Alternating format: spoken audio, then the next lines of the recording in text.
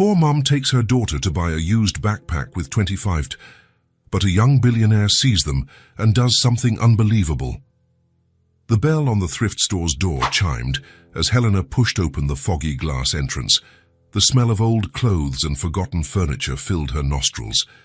Leah held tightly to her hand, her curious blue eyes scanning every corner of the cramped shop. "Mommy, it smells weird in here," the little girl whispered, wrinkling her small nose. "It's just the smell of used things, sweetie. We're going to find a pretty backpack for you." Helena knew lie was a strong word, but she couldn't call it the truth. Pretty in the downtown thrift store. Town. She was hoping they'd at least find something that wasn't completely falling apart. The shelves were filled with objects that once had owners, faded coats hung from bent hangers, single shoes, books with yellowed pages. Leah let go of her mother's hand and ran to a section in the back. "Mommy, Mommy! There are backpacks here." Helena followed her, passing an elderly woman arranging jewelry on a tray. The lady smiled as she passed, but Helena just gave a quick nod. She didn't have time for small talk. She needed to find a backpack before Leah realized they didn't have many options. "Oh, look at this one," Leah shouted, pointing to a pink backpack with a unicorn printed on the front. Helena's heart sank. The backpack had a large tear on the side, and the zipper seemed to be hanging on by a thread, but her daughter's eyes sparkled as if she had found a treasure. "Can I get it, Mommy?" "Of course, sweetie." "Let me see." Helena took the backpack and pretended to examine it. The tear was even worse up close. You could see the ripped inner lining, too. How was a child supposed to use this at school? The other students would notice right away. "This one is torn, Mommy." Leah's voice echoed through the entire store. A few people turned to look. Helena felt her face flush. "I know, honey, but..." She looked at the price tag. $25. $25 that she had counted 3 times on the bus, pulling every coin from the bottom of her purse. It was exactly what was left after paying rent and buying food for the week. "Date's the only one we can afford." The words came out quieter than she intended, but they still sounded like an echo in the silent store. Leah looked at the backpack, then at her mother, then back at the backpack. "But at school, they'll see it's broken. We can try to sew it at home. It'll be almost like new." Another lie. Helena barely knew how to thread a needle. And even if she did, that tear was too big for any home repair. Leah hugged the backpack to her chest, her small fingers tracing over the faded unicorn. "Okay, if it's the only one we can buy." The resignation in the 6-year-old's voice cut Helena like a knife. She should be buying a new, colorful backpack full of compartments and pockets. She should be letting Leah choose from 10 different options, not forcing her to accept the only thing that fit their budget. "Let's go pay then," Helena said, trying to sound cheerful.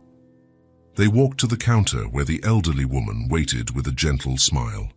"Did you find something good, dear?" "I found a backpack," Leah replied, placing the item on the counter. The woman looked at the tear and frowned. "Oh, this one's a bit banged up. How about I make it $5 for you?" Helena's relief lasted only a second. She shook her head, pride speaking louder than desperation. "No need, Mom. Thank you very much. The price on the tag is $25, so I'll pay the correct amount." She couldn't accept charity. It was hard enough buying from a second-hand store. "Mommy, can I look at more things while you pay?" "You can, but don't touch anything." Leah ran off to explore the store while Helena opened her wallet. She started taking out the $20 bill and the coins she had, counting every cent to reach $25. That's when she noticed someone standing outside, looking through the display window. A tall man with blonde hair and light blue eyes, wearing a coat that surely cost more than her rent. He seemed to be watching Leah, who was now playing with an old doll near the window. Helena felt a chill run down her spine. Why was a stranger watching her daughter? The man pushed the door open and entered the shop. The bell chimed again, but this time it seemed louder, more urgent. He was even taller up close, with broad shoulders and a confident posture. But there was something in his eyes, a softness that didn't match his intimidating appearance. "Excuse me," he said, approaching the counter. His voice was deep, but calm. Helena instinctively positioned herself between him and where Leah was. "Sorry, but I saw you through the window," he continued, gesturing towards the storefront. "The little girl, is she your daughter?" "She is," Helena replied tensely. "Why?" "I heard her talking about the backpack being torn." Helena's heart pounded harder. Of course, he had heard. Leah had practically shouted it. Now a complete stranger knew about their financial situation. "And, well, I was thinking—" He hesitated, running a hand through his hair. "What if I bought her a new backpack?" Helena blinked several times, trying to process what she had heard. "What?" "A new backpack. There's a stationery store right around the corner. We could take a look, see if there's something she likes." "Are you crazy?" The words slipped out before she could think.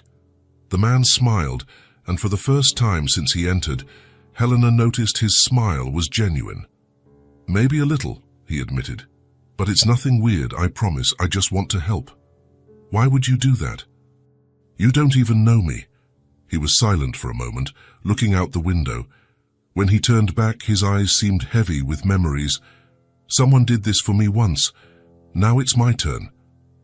The simplicity of the answer caught Helena off guard. It wasn't an elaborate explanation or a strange excuse, just honesty. "I can't accept." "Why not?"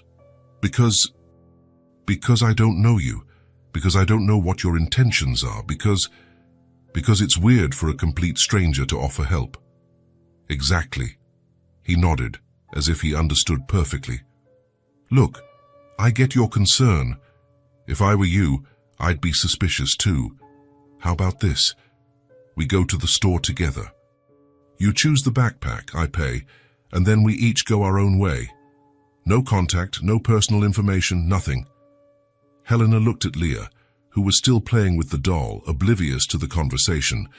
Then she looked at the torn backpack on the counter. "Why are you doing this?" "Because I know how it feels," he answered simply. "Tired to be a kid and have to accept what your parents can give, even when you know it's not the best, because I know what it's like to be a parent, or a mother, in your case, and want to give the best but not be able to." "Do you have children?" "No." The answer came quickly, followed by a moment of silence. "But I was a child." Helena studied his face. There were no signs of lies or ulterior motives, just a genuine desire to help. "Leah," she called out. The girl came running, still holding the doll. "What is it, Mommy?" "This gentleman." "What's your name?" Helena asked. "Leo." "Leo here is offering to buy you a new backpack." Leah's eyes widened. "A new backpack? For real?" "For real," Leo confirmed, crouching down to her level. "But only if your mum says it's okay." Leah looked at Helena with an expression that mixed hope and pleading. "Can I, Mommy, please?" Helena knew she was about to make a decision that went against all her protective instincts. But something about the way Leo looked at Leah, with genuine tenderness, made her relax a little. "All right, but I'm coming with you." "Obviously," Leo said, standing up. "I wouldn't have it any other way." They left the thrift store together, Leah practically bouncing with excitement between the two adults. The stationery store was indeed on the corner, with a window full of colorful backpacks. "Wow!" Leah exclaimed upon seeing the options. "There are so many." "Which one do you like the most?" Leo asked. Leah pressed her nose against the glass, studying each backpack as if it were a life-or-death decision.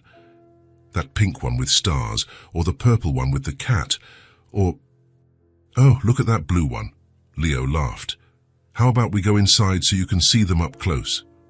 Inside the store, Leah went straight to the backpack section. There were dozens of options in every imaginable color and size. Helena had never seen so many beautiful backpacks in one place. "Yeah, this one is perfect," Leah said, picking up a pink backpack with gold details and a sparkling unicorn print. Helena looked at the price tag and felt her stomach churn. $45. Leah, that one is too expensive. No problem, Leo said, already taking the backpack. That if this is the one she wants, this is the one she'll get. I can't let you spend so much money. $45 is nothing to me, he said, and then realized how that sounded. Sorry, I didn't mean that in an arrogant way. It's just, I can afford it, so it's not a problem. Helena remained silent as he took the backpack to the cashier. Leah held her hand, her eyes shining with happiness. Mommy, he's like an angel, isn't he? An angel. Maybe that was the right word. Or maybe he was just a man who knew what it was like to need help. When they left the store, Leah was hugging the new backpack as if it were the most precious object in the world. Thank you, Mr.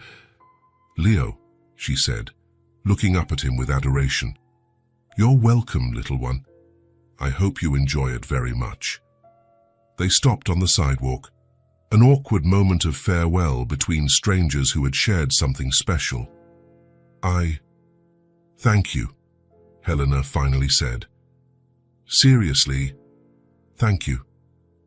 You don't have to thank me. But she needed to do something. She couldn't just accept this gesture and walk away as if nothing had happened.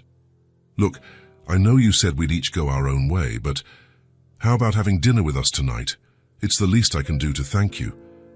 Leo seemed surprised. You don't have to. I know I don't have to, but I want to. If you want to, of course. He looked at Leah, who was still hugging the backpack, then back at Helena. I'd love that. It's nothing fancy, just a simple dinner at home. Simple is perfect. Helena gave him the address, and they agreed on a time. As they parted ways at the corner, she watched Leo walk in the opposite direction and wondered if she had done the right thing. Mommy, is he really going to have dinner with us? Yes, sweetie. That's so cool. I'm going to show him my new backpack again. A few hours later, Helena was in the kitchen of her small apartment, trying to turn the simple ingredients she had into something that looked like a decent dinner: pasta, garlic, tomatoes, a little basil she had planted in an old can on the windowsill. Leah was in her room, organizing her school supplies in the new backpack for the 5th time. The doorbell rang at the exact time they had agreed on. He's here, Leah shouted, running to the door. Helena wiped her hands on a dish towel and went to open it. Leo was standing in the hallway, holding a simple bouquet of flowers. I thought it would be polite to bring something, he said, handing her the flowers. Thank you. Come in. The apartment was small, but clean and organized.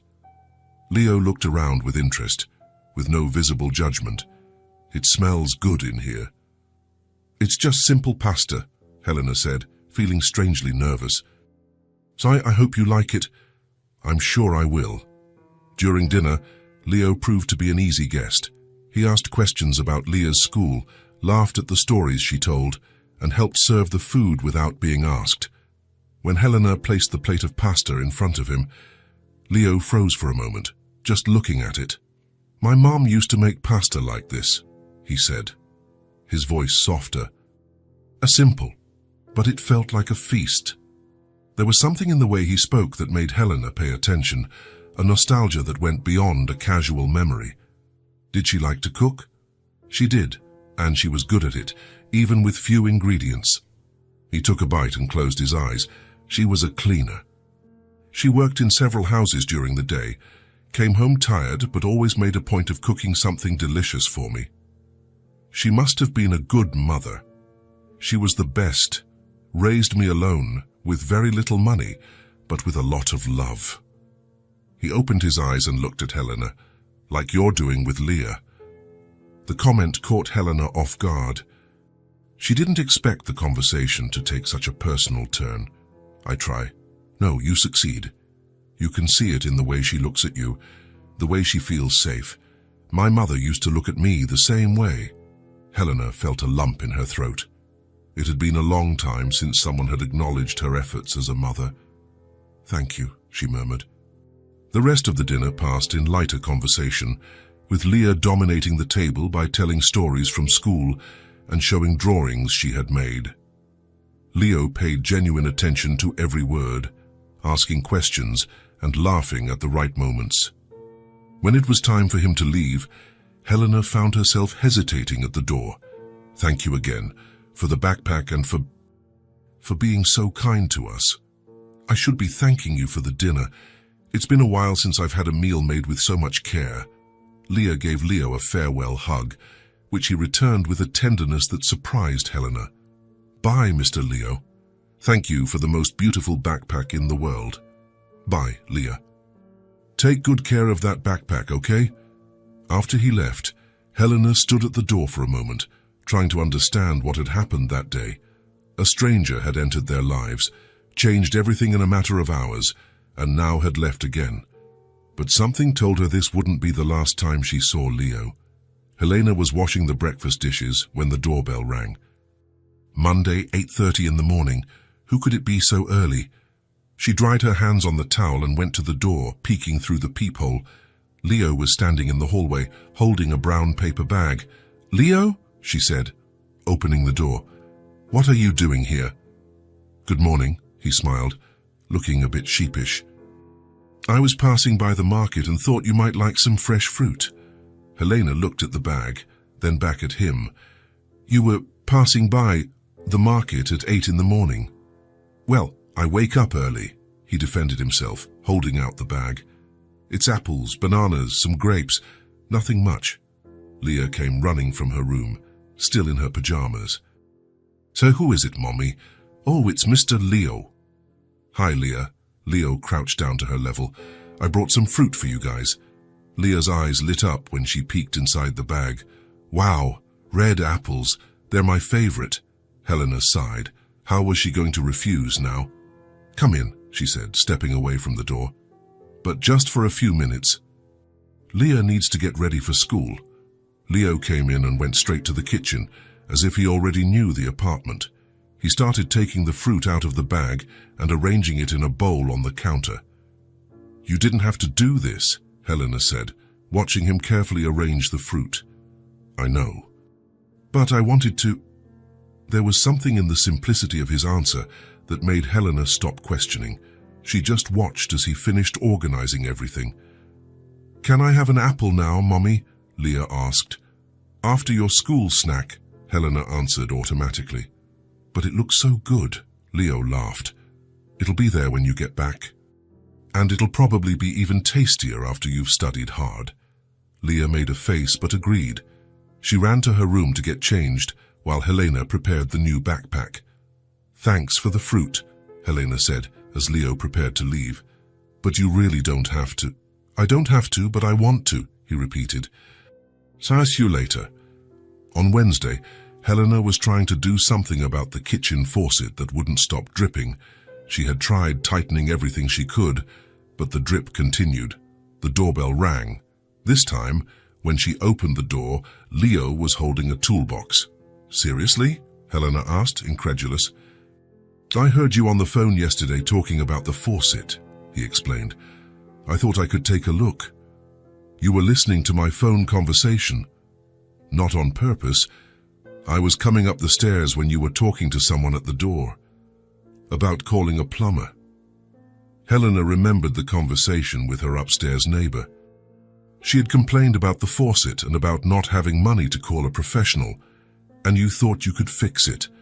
"I can try. If I can't, at least it won't get any worse." Leah came running from the living room.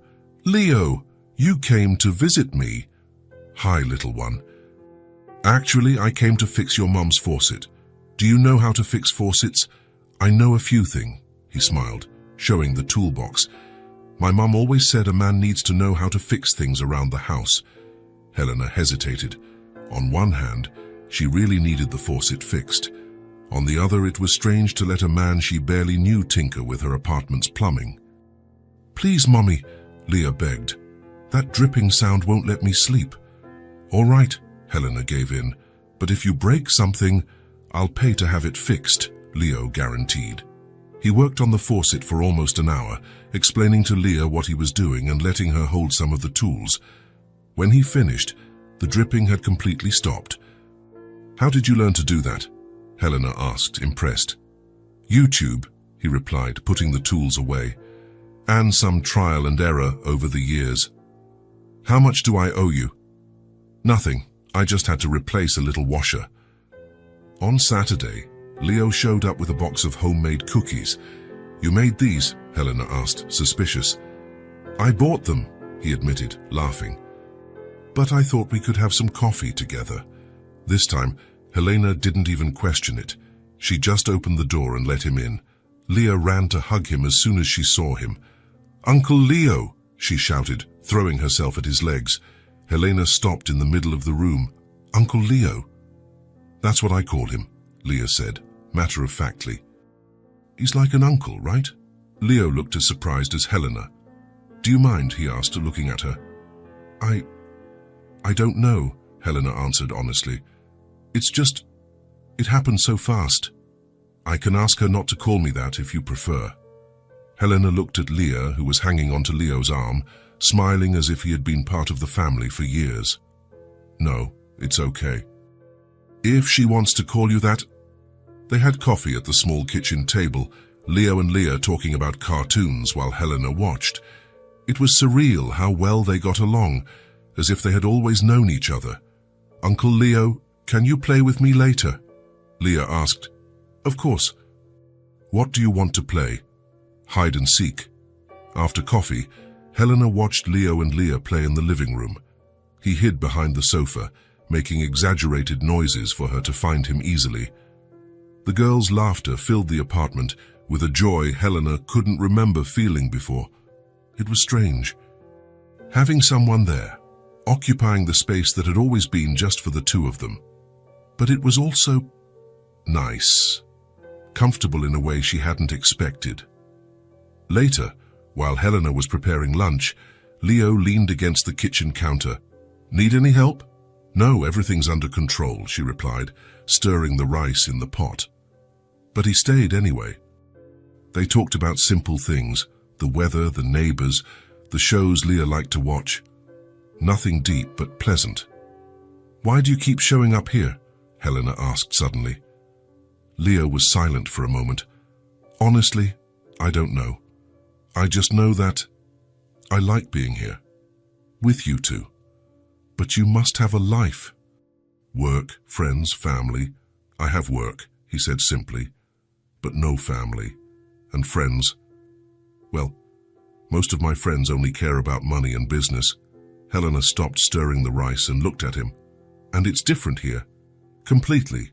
Here I can just be myself. Not the guy who has to impress anyone or close deals. Just Leo." There was a vulnerability in his voice that caught Helena off guard. "Uncle Leo," Leah shouted from the living room. "Come play more." "Coming," he shouted back, then looked at Helena. "Can I?"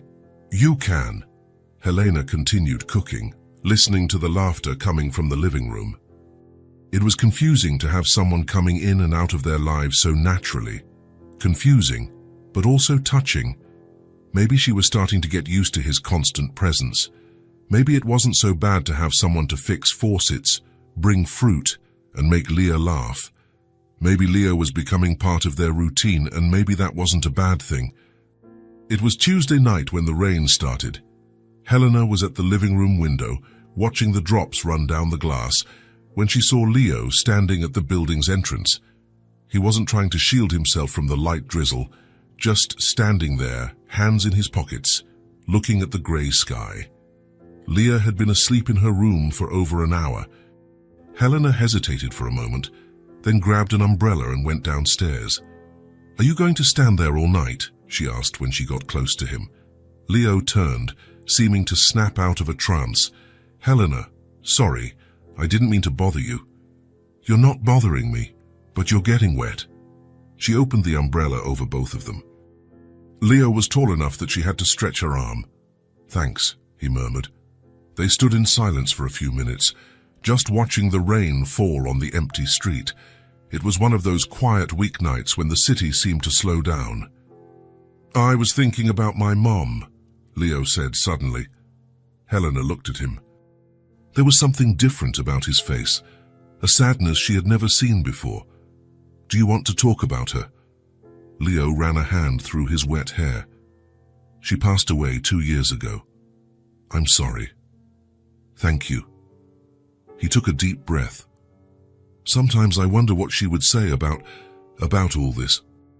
About me showing up in your lives out of nowhere. What do you think she'd say? A sad smile appeared on his face. Probably that I'm being too nosy. Helena chuckled softly. And are you? Maybe, I don't know anymore. The rain picked up a little, making noise on the leaves of the nearby trees.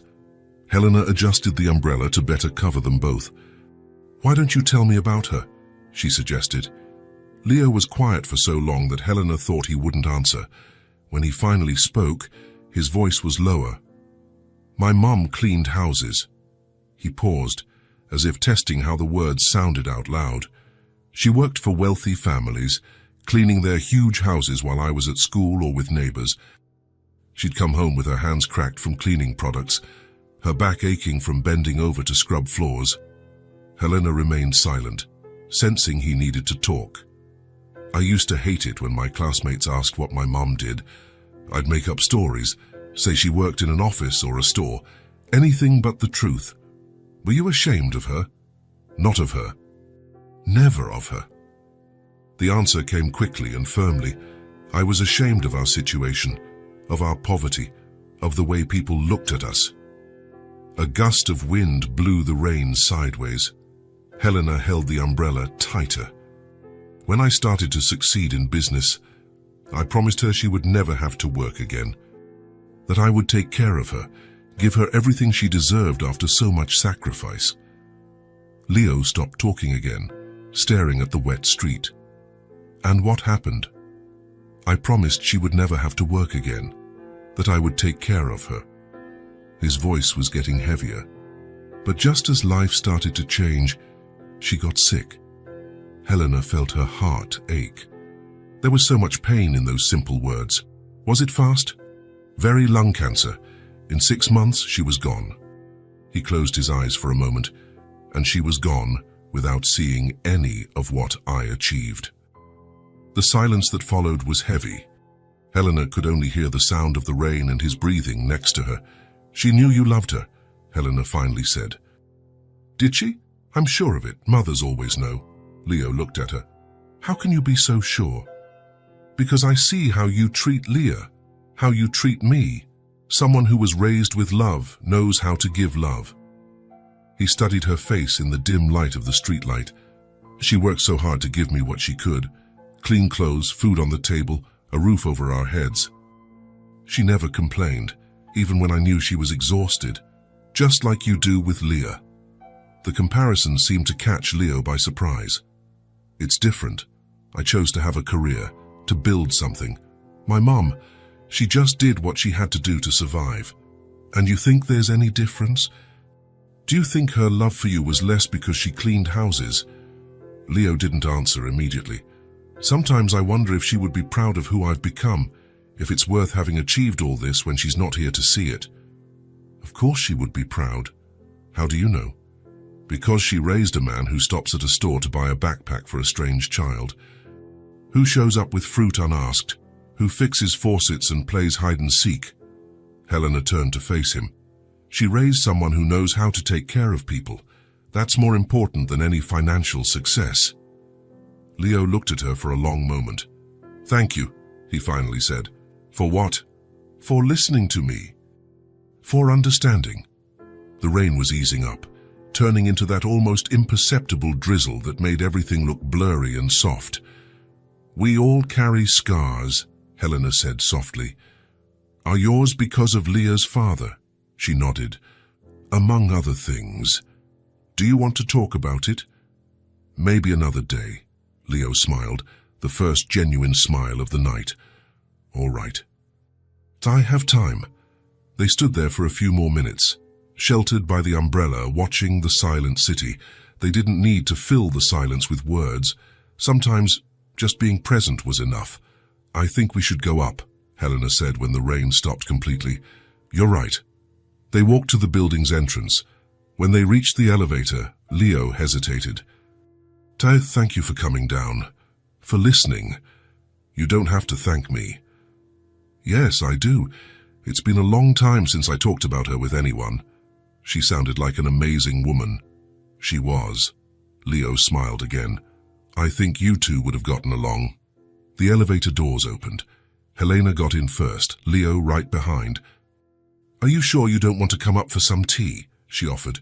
"Better not, it's late and you have work early tomorrow." When they reached Helena's floor, she turned to him before getting out. "Leo." "Yes, your mum would be proud. I'm absolutely sure of it." He just nodded, but she saw the emotion in his eyes. Helena entered the apartment and went straight to the window. A few minutes later, she saw Leo leaving the building, walking down the wet street with his hands in his pockets. She watched until he disappeared around the corner, thinking about how strange life could be sometimes, how people could appear out of nowhere and suddenly become important, how scars could be healed with kindness and understanding, and how sometimes it was good not to be alone with your own wounds. After that night in the rain, something changed. Leo no longer stopped at the building's entrance like a hesitant visitor. Now he came straight up, rang the bell, and walked in as if he belonged there. The following Thursday, Helena opened the door to find Leo with 2 grocery bags. "Let me guess," she said, stepping aside for him to enter. "You were passing by the market again." "Actually, this time I went especially for you guys," he admitted, laughing. "Leah mentioned yesterday that she likes chocolate cookies." "When did she mention that?" "When I was helping her with her math homework." Helena stopped in the middle of the living room. "You helped her with her homework?" "It was just a few simple problems. She was having trouble, so I explained it in a different way." Leo started taking things out of the bags in the kitchen. Fresh fruit, cookies, milk, bread. They weren't expensive items, but they were things that would make a difference in Helena's tight budget. "Leo, you don't have to." "I know I don't have to, but I want to." He stopped unpacking and looked at her. "Let me help, Helena, in my own way." There was something in the way he said it that made her stop protesting. Maybe it was his sincere manner, or maybe it was because she was tired of carrying everything alone. "Okay," she said finally. "But next time, let me know beforehand so I don't buy the same things." The smile he gave her was as if she had given him a gift. Leah came running home from school, the unicorn backpack bouncing on her back. "Uncle Leo, did you bring cookies?" "I did, but homework first." "Aw," she made a face. "Math again." "What's the trouble today?" Leah ran to get her notebook while Leo sat at the kitchen table. Helena watched the two of them bent over the problems, Leo explaining patiently while Leah asked questions. "See, it's not so hard," he said when she solved a problem on her own. "You're nicer than the teacher," Leah declared. "She gets mad when we don't understand." "Everyone learns at their own pace. You just need a different explanation." Helena continued to watch while she folded clothes. There was something natural about the way Leo interacted with Leah. It wasn't forced or exaggerated, like some adults were with children. It was genuine. "Done," Leah announced after finishing all the problems. "Now can I have a cookie?" "You can," Leo said, ruffling her hair. "But only 2 before dinner." Leah ran to the kitchen as if Leo had just given her permission to eat dessert for breakfast. Helena approached the table where Leo was still sitting. "Thank you," she said, "for helping with the homework." "No need to thank me. I like to help." "Why?" Leo was silent for a moment, fiddling with the pencil Leah had left on the table. "My background is simple. My mother was a cleaner. I was never ashamed of that." He looked up to meet her eyes. "But I remember how hard it was to do homework alone, when my mom would get home late from work. I remember struggling with math problems without anyone to explain it in a way I could understand." Helena felt something tighten in her chest. "Oh, and now you want to be that person for Leah?" "If you'll let me." There was a vulnerability in that question that caught Helena off guard, as if he really cared about her answer. Of course I'll let you." The relief on his face was visible. In the following days, Leo became part of their routine in a way that surprised Helena with its naturalness. He would show up at the right time, as if he had an internal clock synchronized with their lives. On Mondays, he arrived when Leah got back from school, always with something in his hand, fruit, cookies, or sometimes just a small toy he had seen in a store and thought of her. On Wednesdays, he came earlier and helped with small tasks.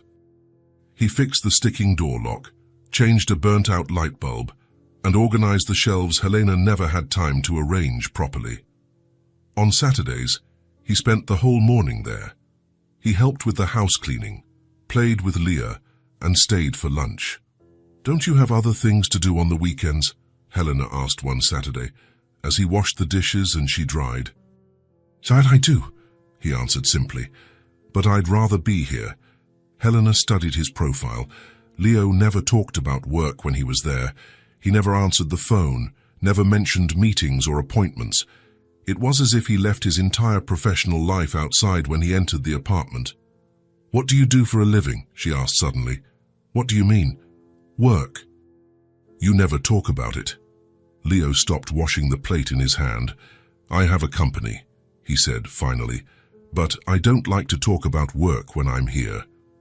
"Why?" "Because here is different. Here I can just exist without having to be anyone other than myself." There was something in the way he said it that made Helena understand she shouldn't press the issue. At least not now. "Uncle Leo," Leah shouted from the living room. "Come see what I drew." Leo smiled and dried his hands. "I'm going to see what the artist has created today." Helena watched them from the kitchen. Leah showed him the drawing, a house with 3 people in front, a blonde woman, a small girl, and a tall man. "It's us," Leah explained, proud. "It's beautiful," Leo said, and Helena could see he was genuinely moved. "You can take it to your house if you want." "Really? Can I?" "You can, but you have to promise to hang it on the fridge." "I promise." Helena watched Leo carefully fold the drawing and put it in his shirt pocket. The care with which he treated that simple piece of paper said more about his feelings than any words could. The following week, on a rainy Tuesday, Leo arrived earlier than usual. Leah wasn't back from school yet. "She only gets here in an hour," Helena informed him. "I know, actually, I wanted to talk to you." Helena felt a knot in her stomach.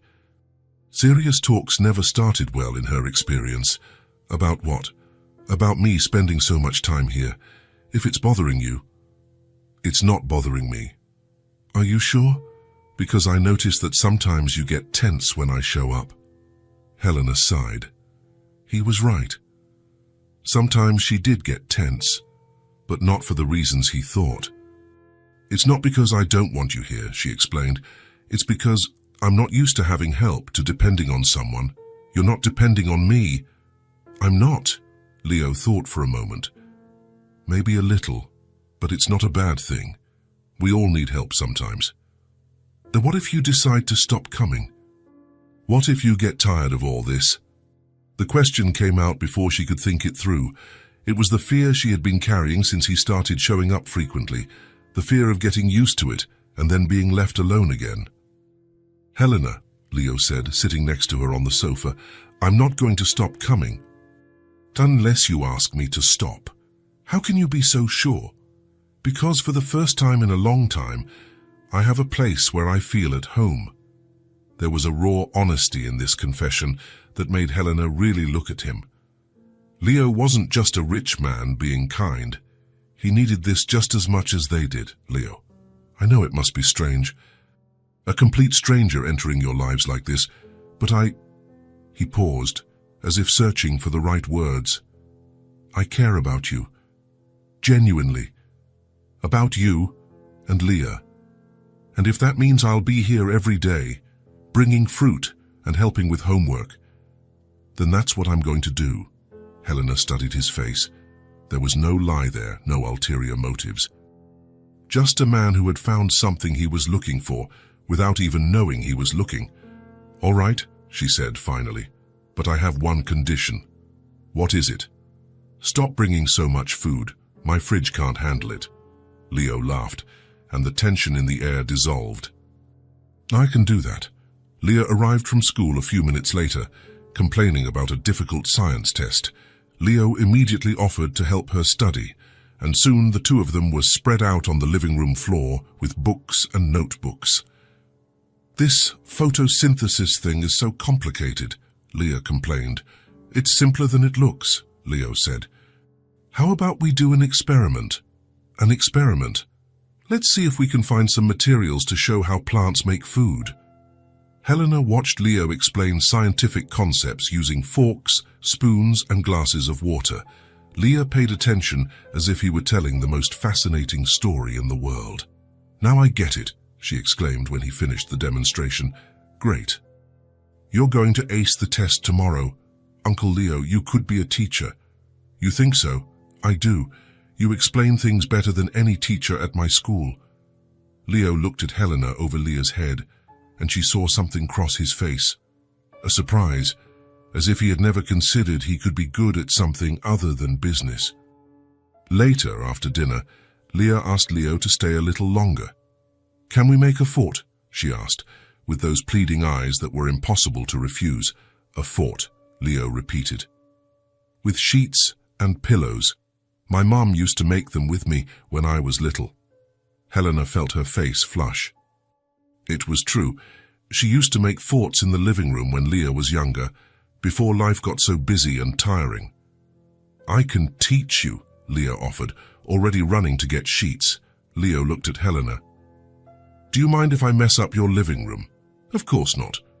What followed was an hour of organized chaos. Leah directed the operation like a little engineer, instructing Leo on where to place each pillow and how to stretch the sheets to form the perfect roof. No, not like that. The sheet has to be tight or it'll fall on our heads. Like this, Leo asked, adjusting the fabric. Better. Now put this pillow here. When they finally finished, there was a perfect fort in the middle of the living room, made with the sofa, 2 chairs, and practically all the sheets and pillows in the house. Now we need a flashlight to tell stories, Leah declared. Helena went to get the flashlight she kept for emergencies. When she returned, she found Leo and Leah already inside the fort, discussing what kind of story to tell. It has to be an adventure, Leah was saying. How about one about an adventurous princess? Leo suggested. Okay, but she has to have a sword. Of course, and a horse. And she saves the prince in the end. Helena smiled, hearing the conversation. She crawled into the fort and settled between them. The space was tight but cozy. Tell it, Uncle Leo, Leah pleaded, snuggling between the 2 adults. Leo began an improvised story about a brave princess who saved villages and rescued princes in distress. Leah constantly interrupted to add details or change the course of the adventure. And the dragon was purple, she insisted. Purple with gold polka dots, Leo agreed.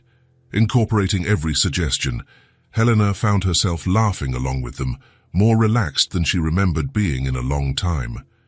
There, inside that makeshift fort, with the dim light of the flashlight creating shadows on the sheet walls, they seemed a family. The thought came out of nowhere and caught her off guard. But that's what she felt, as if the 3 of them belonged together in that moment, in that small, cozy space. Leo continued the story until Leah fell asleep, nestled between them. When they realized she was sleeping, they fell silent, just watching the little girl's peaceful face. I think we should put her to bed, Helena whispered. 5 more minutes, Leo asked softly. She looks so peaceful like this. Helena looked at him in the dim flashlight beam. There was something on Leo's face, a tenderness, a contentment that made her heart ache. There, for those silent moments, they were an unnamed family. Without definitions or official commitments, just 3 people who cared for each other, sharing a moment of perfect simplicity. And for the first time since she met Leo, Helena allowed herself to imagine what it would be like if this were real. If these moments weren't the exception but the routine. If Leo really stayed, not just as a visitor, but as a permanent part of their lives. It was a dangerous thought, but there, in the safety of that sheet fort, she allowed herself to dream. Leah had fallen asleep on the sofa after a full afternoon of playing with Leo. They had assembled puzzles, watched cartoons, and done experiments with baking soda in the kitchen, a mess that resulted in laughter and foam everywhere. Now, at 9 o'clock at night, the girl was sleeping soundly, wrapped in a blanket, her face peaceful in the soft light of the room.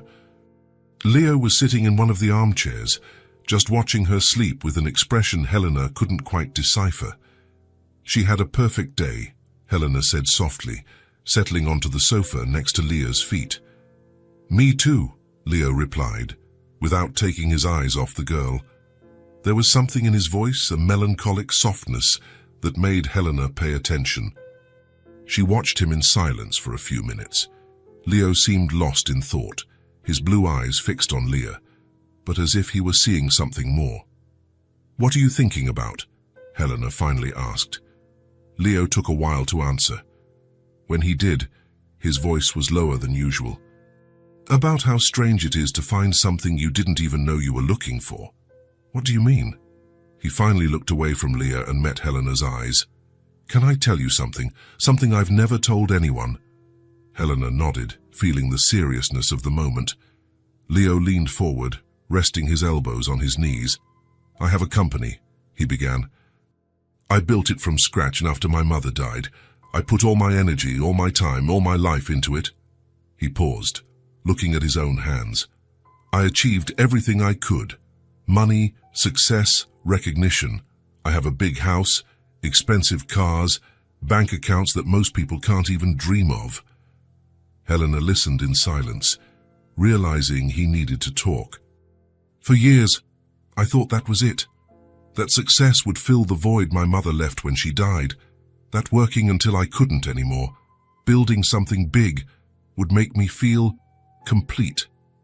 Leo raised his head and looked at Leah again. "But it didn't. The more I achieved, the emptier I felt, the lonelier."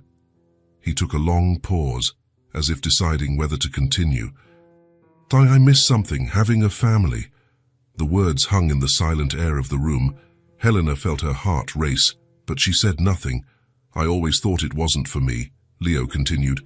"Family, relationships, those things. I was too busy building my empire to think about it, and after I got everything, it seemed too late to start." He looked directly at Helena. "Before you, all I had was work. I lived for the company. I woke up thinking about meetings, went to sleep thinking about strategies. On weekends, I went to the office because I had nothing else to do." Leo stood up and walked to the window, looking out at the dark street. "But you guys—" He stopped, running a hand through his hair. "But you gave my life meaning." Helena felt something tighten in her chest. There was so much vulnerability in those words that she could barely breathe. "Leo, I know it must sound strange," he continued, still with his back to her. "A 35-year-old man discovering he wants a family.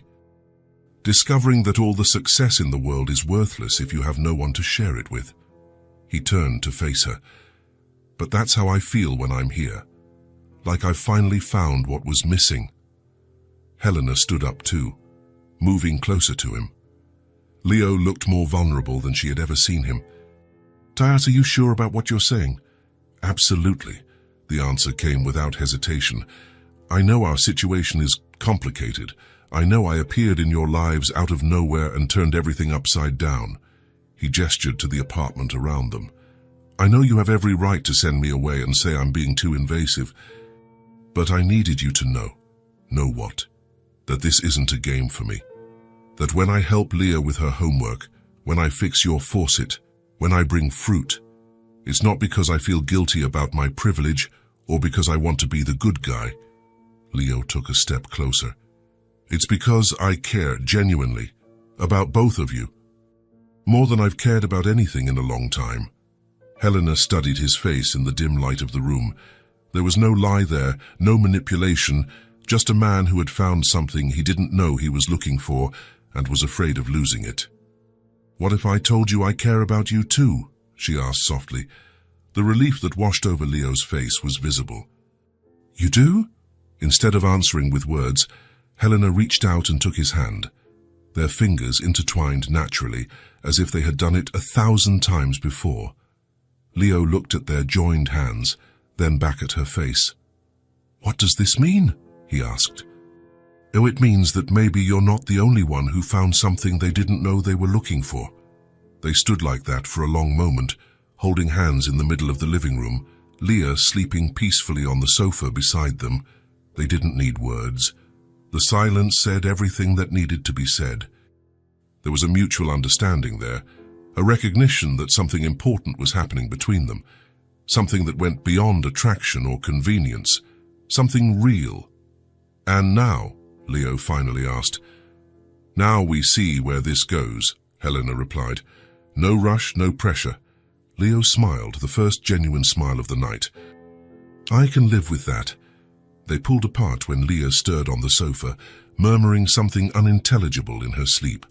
Leo bent down and carefully picked her up. I'll take her to her room, he whispered.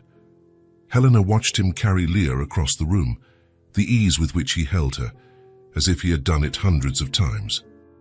When he returned, she was arranging the sofa cushions. She didn't even wake up, Toddy said. Leah has always been a heavy sleeper. They stayed in the living room for a few more minutes, talking about trivial things, as if they needed to return to normalcy after the intensity of their previous conversation. When Leo prepared to leave, Helena walked him to the door. Thank you, she said as he turned to say goodbye. For what? For being honest with me, for telling me how you feel. Leo lightly touched her face. Thank you for listening, for not sending me away. I would never do that. Promise. The question had a playful tone, but Helena could see the real insecurity behind it. I promise, she said, seriously. Leo smiled and leaned in to kiss her forehead, a soft, intimate gesture that made Helena's heart race. Good night, Helena. Good night. She stood at the door until she heard him go down the stairs, then returned to the living room and sat on the sofa where Leah had been sleeping. The apartment seemed quieter now, emptier, but it also seemed full of possibilities. The next morning, Helena woke up to the smell of pancakes. For a moment she was confused. She hadn't made pancakes. Then she heard laughter coming from the kitchen and remembered. Leo had slept on the sofa. After their conversation the previous night, as they were saying goodbye, it started to rain heavily.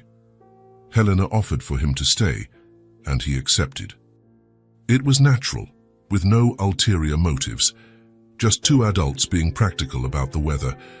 She got up and went to the kitchen, where she found Leo in an apron. Where did he get an apron? Making pancakes while Leah sat on the counter, swinging her legs and talking about a dream she'd had. Good morning, Helena said, trying not to smile at the domestic scene. Good morning, Mommy. Uncle Leo is making heart-shaped pancakes. I see that. Leo turned to her, looking a bit sheepish. I hope you don't mind. I found the ready mix in the cupboard. Of course I don't mind. Leah jumped off the counter and ran to her room. I'm going to get something to show you. Helena approached Leo in the kitchen. Feist, did you sleep well on the sofa? Better than at home, he admitted. Cozier. They were interrupted by Leah running back in, holding a piece of paper. Look what I made. She held out the drawing to them. It was a colorful depiction of three people holding hands in front of a house. The woman had long blonde hair, the girl was small with a pink dress, and the man was tall with darker blonde hair. Around the three figures, there were hearts drawn in red. At the bottom of the page, written in blue marker in large, careful letters, was "Be now you are part of our family." Leo stood motionless, just staring at the drawing. Helena saw his eyes fill with tears. It's for you, Uncle Leo, Leah said proudly, because now you're part of our family. Leo crouched down to her level, still holding the drawing. This is the most beautiful gift I've ever received, he said, his voice thick with emotion. Leah smiled and hugged him. Do you really like it? "I love it," he replied, hugging her back. "I'll keep it forever." Helena watched the scene with a tightening in her heart. There was something deeply touching about seeing Leo, a man who had achieved everything in his professional life, get emotional over a simple drawing from a 6-year-old. "Can I hang it on the fridge?" she asked, reaching for the paper. Leo hesitated for a moment, as if he didn't want to part with the drawing even for a second, then handed it to her. Helena walked to the fridge and stuck the drawing with a magnet right in the center, where everyone could see it. She arranged it carefully, smoothing the edges and making sure it was perfect. "There," she said, stepping back to admire it. "Now it's officially in the house's art gallery." Leah clapped her hands, excited. "It looks beautiful. Everyone who comes here will see that Uncle Leo is part of our family." Leo approached the fridge and stared at the drawing for a long moment. When he turned to them, there was a deep emotion in his eyes. "Thank you," he said simply. "For what?" Leah asked. "For letting me be a part." Leah frowned, confused. "But you were always a part, Uncle Leo. Now it's just on paper too." The simplicity of the observation made Leo laugh, but it was an emotional laugh. "You're right," he said. "Now it's on paper too." Helena watched them, feeling something settle in her heart. Maybe Leah was right. Maybe Leo had always been part of their family, since that first day at the thrift store. Maybe they just needed time to realize it, and now, with that drawing hanging on the fridge like an official declaration, maybe it was time to stop being afraid of what they were building together. "Who wants pancakes?" Leo asked, trying to disguise the emotion in his voice. "Me!" shouted Leah. "Me too," Helena said, smiling. And there in the sunny morning kitchen, with Leah's drawing on the fridge and the smell of pancakes in the air, they truly seemed like a family, a chosen family, built with care and affection, but a family nonetheless. A family whose existence was now documented in colored marker and hung on the fridge for the whole world to see. It was almost 9 at night when Leah appeared in the living room in pink pajamas with unicorn prints, dragging a book behind her. Her blonde hair was still damp from her bath, and she had brushed her teeth. Helena could smell the strawberry-flavored toothpaste as the girl walked past her. Helena was in the kitchen finishing the dinner dishes, while Leo was organizing some papers Leah had scattered across the coffee table during homework time. It was a domestic scene that had become routine in recent weeks. "Uncle Leo," Leah said, climbing onto the sofa next to him. "Can you read me a story?" Leo looked at the book she was holding, a well-worn copy of classic fairy tales with a slightly peeled cover and some dog-eared pages. "Of course, Princess. Which story do you want to hear?" "Cinderella," Leah said, snuggling up next to him. "But the good version, where the prince isn't kind of dumb," Leo laughed, putting his arm around her. "Is there a version where the prince isn't kind of dumb?" "Yes, there is. You can make it up. Mommy always makes up new parts when she reads to me." Leo glanced towards the kitchen, where Helena was clearly listening to the conversation and smiling. "Ah, I see. So I can change the story." "You can, as long as Cinderella stays smart and the ending is happy." Leo opened the book to the Cinderella page and began to read, but as Leah had requested, he modified some details as he went. The prince became smarter, recognizing Cinderella even without the glass slipper. The stepmother became less cruel and more pathetic. And Cinderella became even braver. "Why didn't the fairy godmother show up sooner?" Leah interrupted. "Good question. What do you think?" "I think she was waiting for Cinderella to be really ready, like strong enough to not need her anymore afterward." Leo paused the reading, impressed by the girl's insight. "That's a very clever interpretation. Let's go with that idea."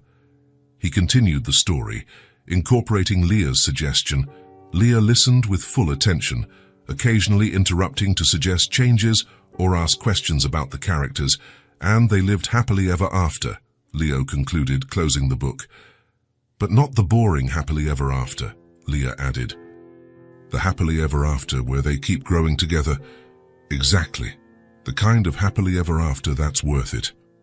Leah was quiet for a few minutes, just nestled against Leo, distractedly playing with a button on his shirt. Helena had finished in the kitchen and was now folding clothes in the armchair nearby. "Uncle Leo," Leah finally said, her voice lower than usual. "Yes, sweetheart. I wish you were my dad." The words came out as naturally as if she were commenting on the weather, but Leo felt as if he had been punched in the gut.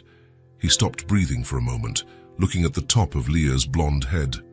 "Leah, I don't even remember mine," she continued, her voice casual but with a subtle sadness that broke Leo's heart. "Okay, sometimes I pretend I remember, you know.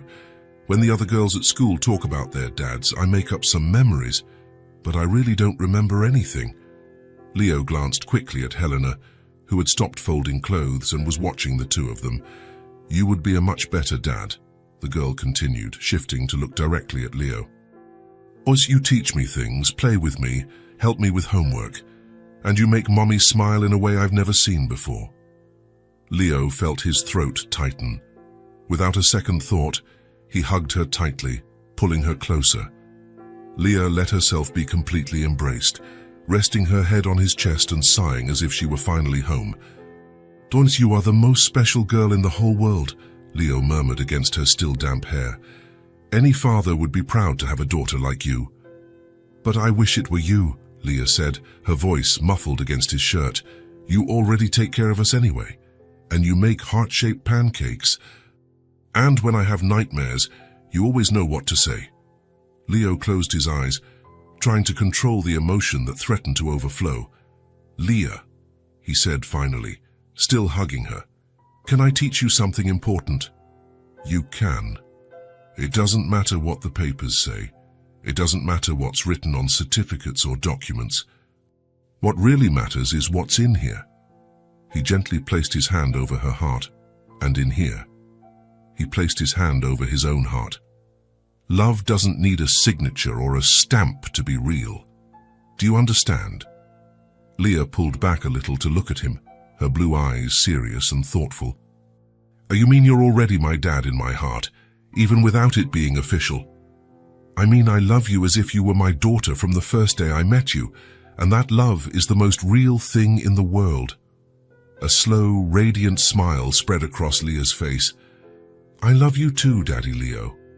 The word daddy came out so naturally that for a moment Leo thought he had imagined it. But Leah repeated it, testing how it sounded. "Daddy Leo, can I call you that always?" Leo had to fight to speak through the lump in his throat. "You can," he managed to say, his voice hoarse. "It would be the greatest honor of my life." Leah smiled even wider and snuggled back against him. "Daddy Leo," she said, testing the name again. "Yes, my love.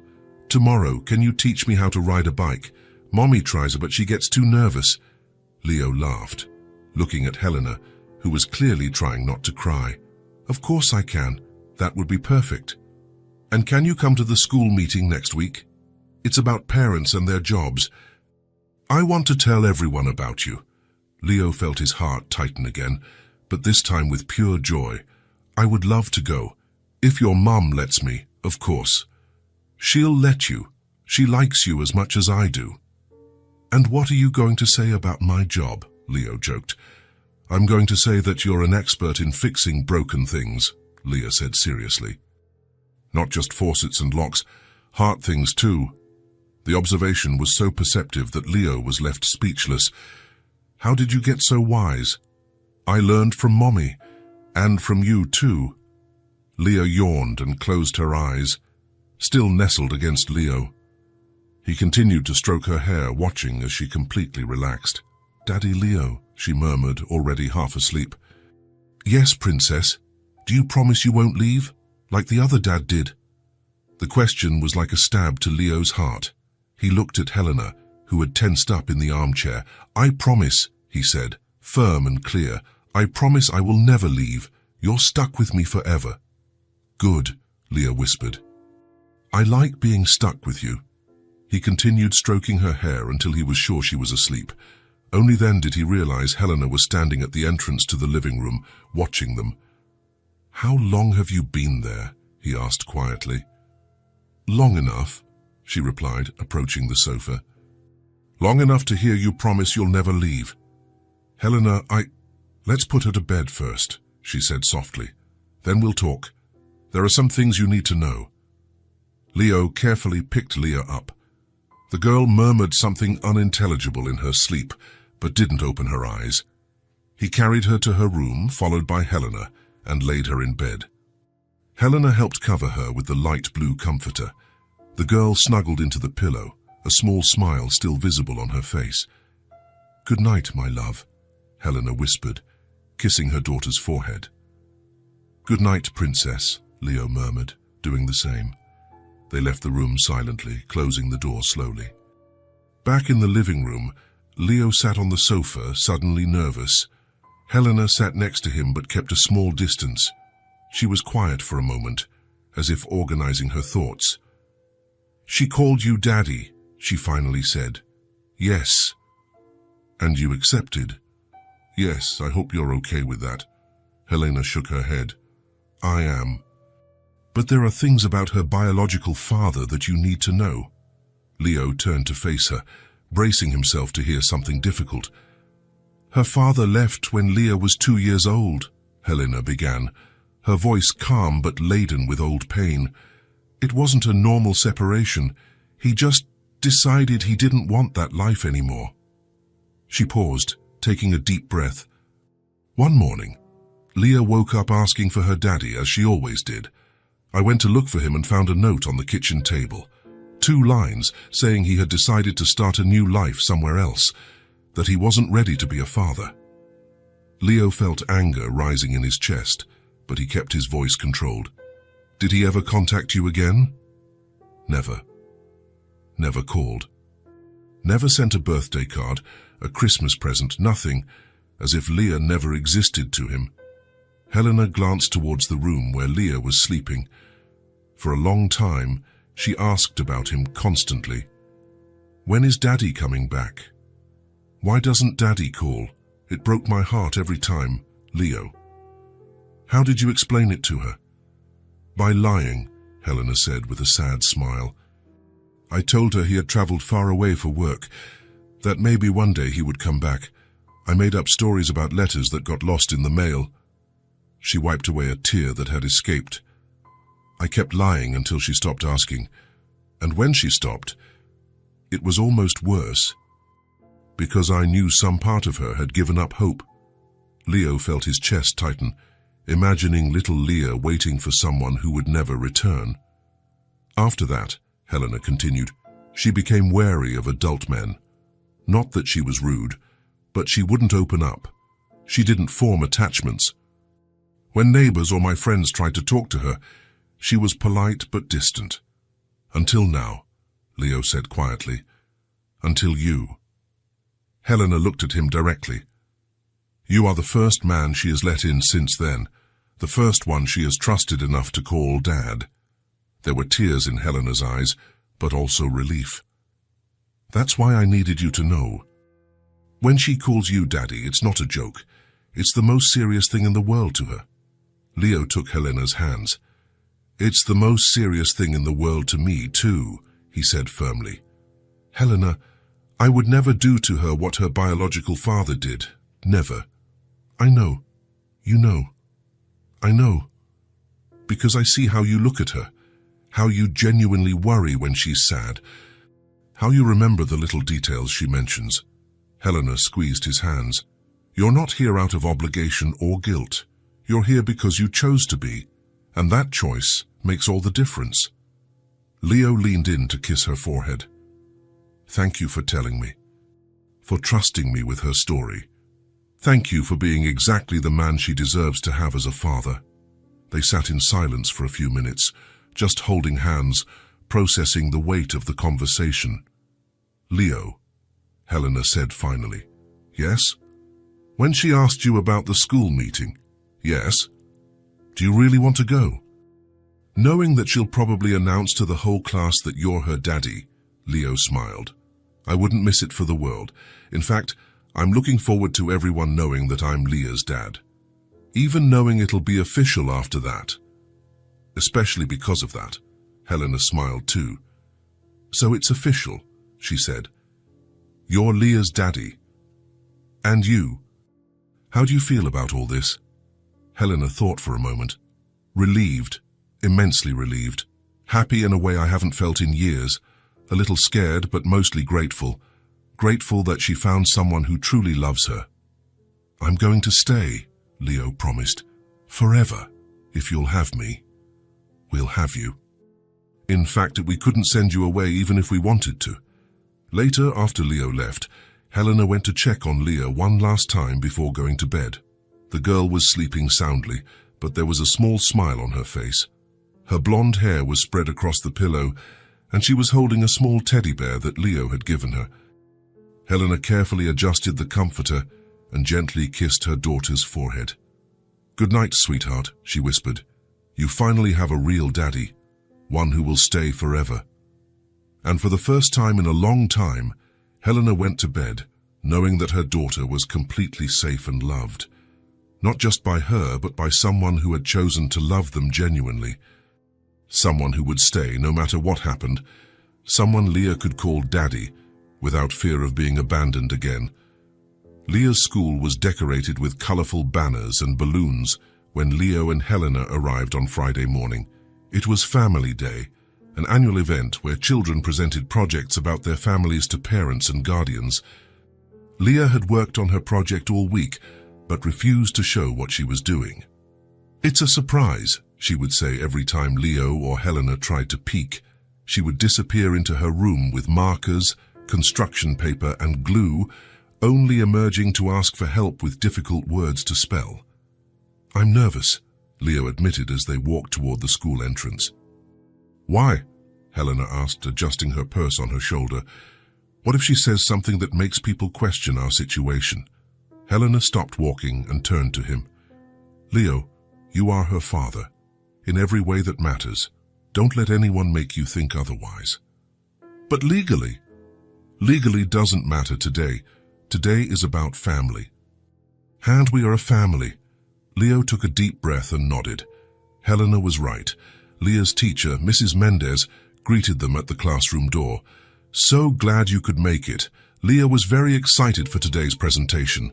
They found seats in the third row of plastic chairs that had been set up facing a small makeshift stage. Leo could see Leah behind the curtains, holding something large and colorful, talking excitedly with other children. "She looks happy," Helena observed. "She really does." Mrs. Mendez stepped onto the small stage and clapped her hands to get everyone's attention. "Good morning, families. Welcome to our Family Day. Today, each child will present a project about their family." Leo felt his stomach clench. What if Leah said something that would embarrass everyone? "Let's start with Emma," the teacher announced. Emma, a brown-haired girl, walked onto the stage holding a poster with photos glued on it. She talked about her parents, her grandparents, and her younger brother. All very traditional and straightforward. Other children followed. Thomas talked about living with his grandmother. Sarah presented her family with 2 dads. Marcos showed photos of his large, extended family. "Now let's hear from Leah," Mrs. Mendez said. Leo felt Helena take his hand and squeeze it. His heart began to beat faster. Leah appeared from the side of the stage, carrying a huge, colorful poster. She was wearing her favorite blue dress and had tied her hair back with a pink ribbon. Her eyes searched the audience until they found Leo and Helena, and she smiled radiantly. The poster was a 6-year-old's work of art. In the center, there were 3 drawn figures holding hands. A tall blonde woman, an even taller blonde man, and a small girl in the middle. Around the figures, she had glued photos, pictures of Leo making pancakes, of Helena helping with homework, of the 3 of them together in the sheet fort. There were hearts drawn everywhere and colorful flowers on the borders. At the top of the poster, in large, careful letters, it read, "My Family." Leah positioned the poster on the stand and turned to the audience. Leo could see she was a little nervous, but determined. "Hi," she said, her voice clear but quiet. "My name is Leah, and this is my project about my family." She pointed to the figures on the poster. "This is my mommy, Helena. She works very hard and always takes care of me. She makes the best sandwiches in the world and helps me when I'm sad." Leo smiled, watching how confident Leah was on stage. "And this here," she said, pointing to the male figure, "is my daddy, Leo." Leo's heart tightened. She had said it so naturally, as if he had always been a part of her life. "As my daddy is very tall and makes heart-shaped pancakes, he helps me with math and fixes broken things in our house, and he reads me stories before I go to sleep." Leah paused for a moment, as if remembering something important. "Before, it was just me and my mommy. And that was okay, because my mommy is amazing. But sometimes I was sad because other kids had daddies and I didn't." Leo felt his eyes well up with tears. Beside him, Helena squeezed his hand even tighter. "But now I have a mommy," Leah continued, her voice growing stronger and happier. "And I have a daddy too." She looked for Leo in the audience and smiled directly at him. "And he's here." The simplicity and pure joy in those words broke something inside Leo. He couldn't hold back the tears that started streaming down his face. "My daddy Leo taught me that family isn't about who you're born from, but about who chooses to love you every day. And he chose me. And I chose him too." The audience was completely silent, absorbing the sincere words of the 6-year-old girl. "This is my family," Leah said, pointing to the poster again. "We love each other very much and take care of each other. And now we are complete." She gave a small bow, as she had seen other students do. For a moment, there was total silence in the room. Then someone in the audience started to applaud. Soon everyone was clapping, some wiping tears from their own eyes. Leo stood up from his chair, still applauding, tears flowing freely down his face. Helena did the same, her eyes also filled with tears of joy. Leah came down from the stage and ran straight to them. Leo scooped her up and hugged her tightly, spinning her in the air. "You were perfect," he said, his voice thick with emotion. "Absolutely perfect." "Did you like my presentation?" Leah asked, snuggling into his arms. "We loved it," Helena said, joining the hug. "It was the most beautiful presentation I've ever seen." "That's because it's true," Leah said simply. "So we're a real family now." Other people came over to congratulate them, parents who had been touched by Leah's sincerity, teachers who were clearly moved. "What a beautiful presentation," said a mother Leo didn't know. "Your daughter spoke so well of you." "Thank you," Leo managed to say, still holding Leah. Mrs. Mendez approached them.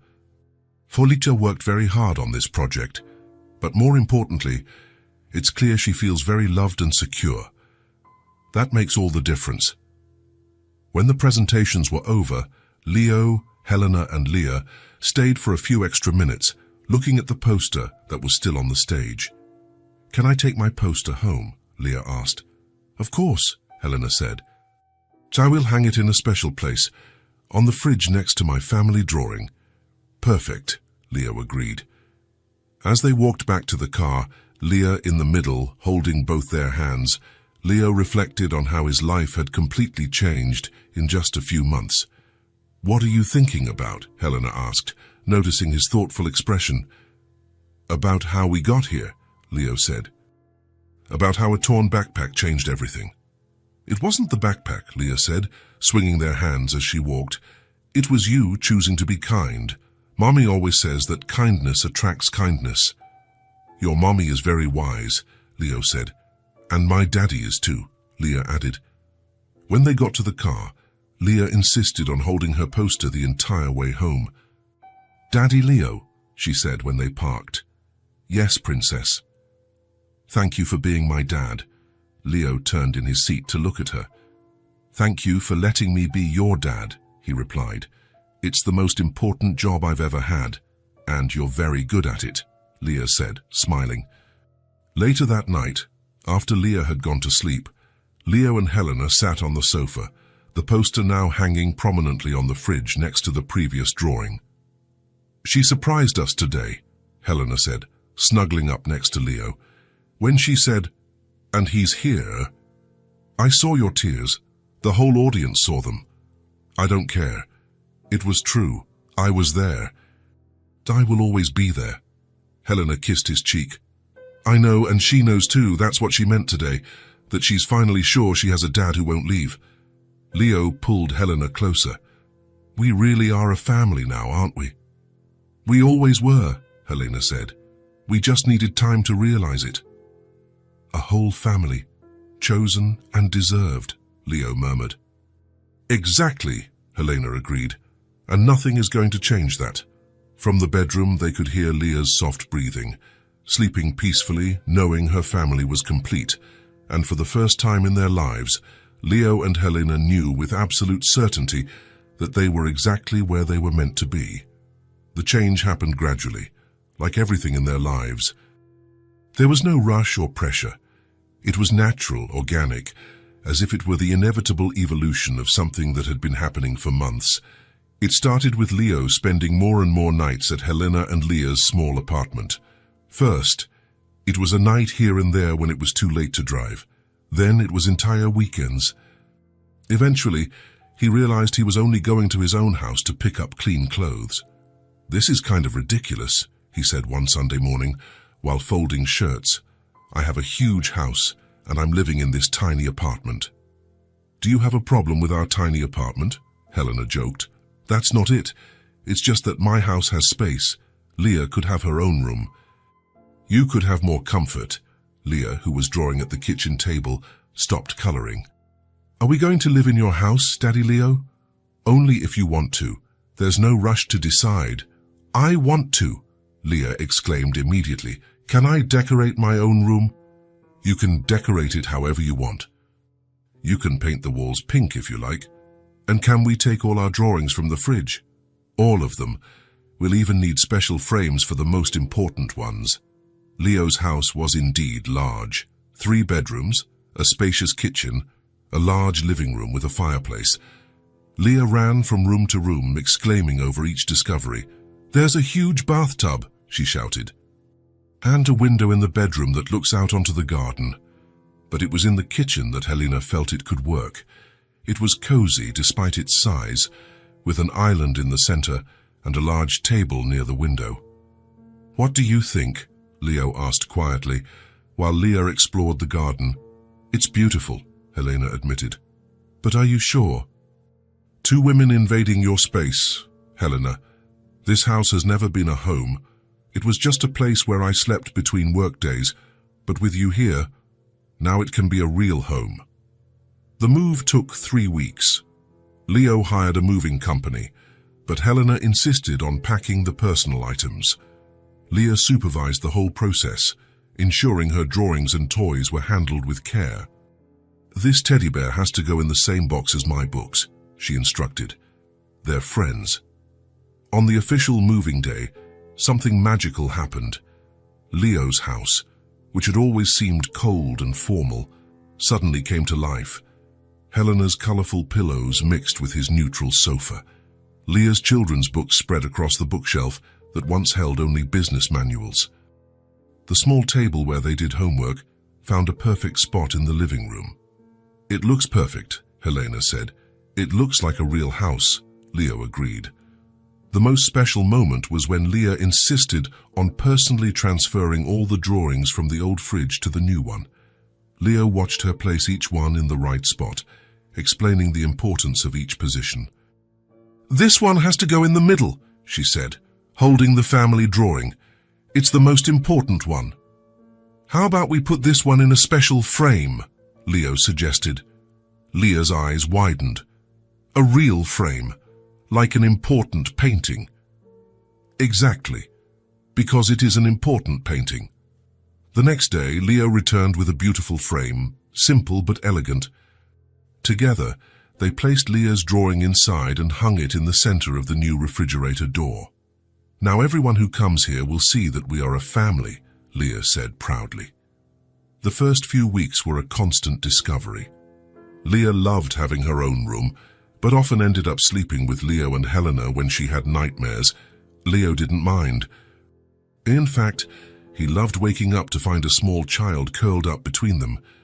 Leo discovered that having a family meant his house would never be quiet again. There was always laughter, conversation, music, or the sound of Leah playing, and he loved every second of it. The routine settled in naturally.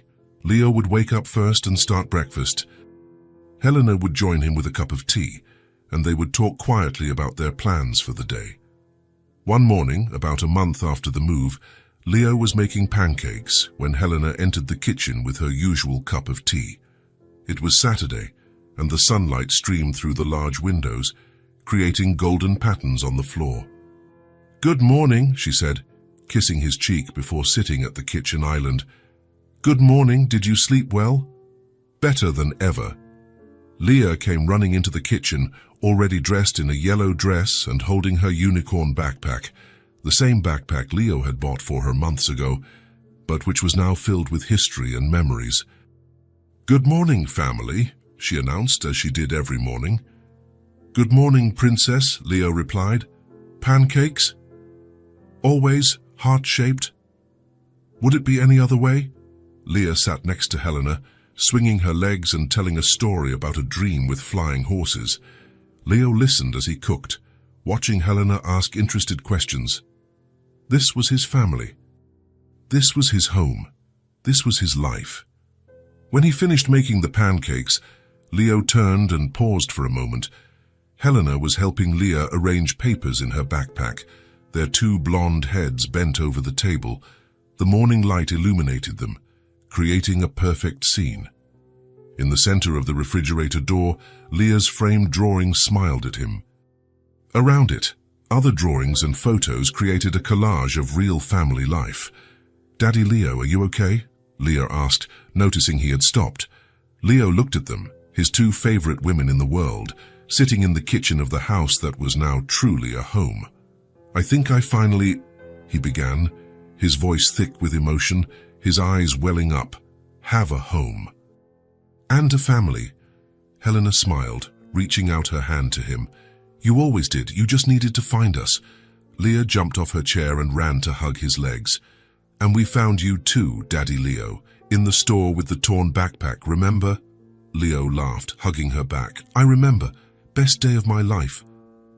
"Mine too," Leah said. "Well, one of the best." "There are lots now." "There are lots now," Leo agreed, looking around the kitchen filled with light, laughter, and love. Finally, he was home.